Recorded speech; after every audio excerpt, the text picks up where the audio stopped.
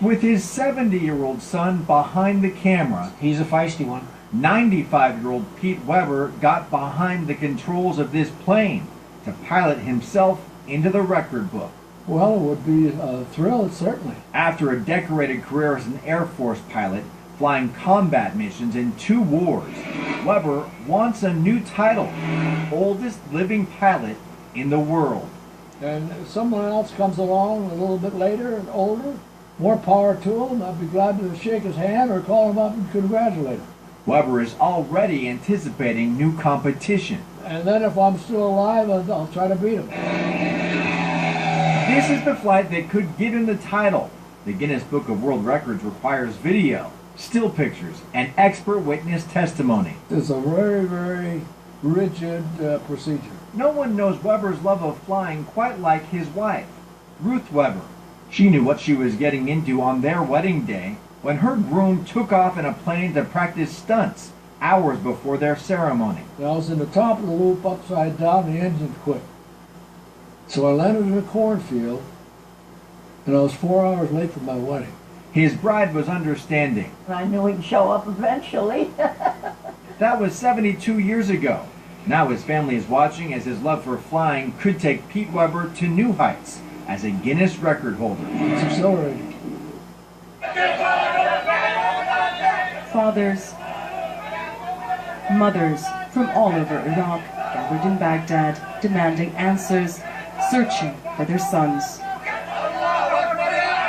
Where are our boys, they chant, a question they've been crying for almost a year. Many last saw their sons in this video of what looked like an endless line of military cadets captured by ISIS in June as the group swept through the city of Tikrit. ISIS claimed it killed 1,700 Shia soldiers and released videos of cold-blooded mass murders. The families claim the recruits received orders from their commanders to move out of their fortified base, Camp Spiker, with no weapons or security. They ended up in the hands of the Sunni militants. The military denied issuing any orders and says the men deserted. Like hundreds of other military families, for Imad's parents, not knowing his fate is unbearable. It's been 10 months and we know nothing about him. Is he dead or alive? Are they feeding him? What condition is he in, she says. We went to the government and they did nothing for us. No one did. Why? Abu Ahmad quit his job and the couple spend their days searching for their 22-year-old boy. They've looked through ISIS videos online and dead bodies at the morgues. We're exhausted. We live the incident every day. We cannot move on. We cannot forget, he says.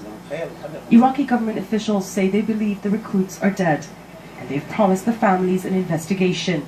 But they say the answers, like most of the bodies in mass graves, lie in Tikrit, a city they're now fighting for.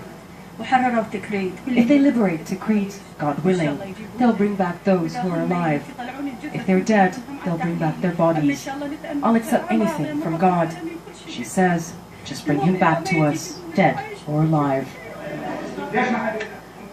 The families want accountability. They want more than a government probe. They want an international investigation, they say. But more than anything, they just want their sons. Why did you leave me, Ahmad? My darling son, why did you leave me? She says, you're my everything. I told you, don't go. I hope God brings you back to us. Jumana Karachi, CNN, Baghdad.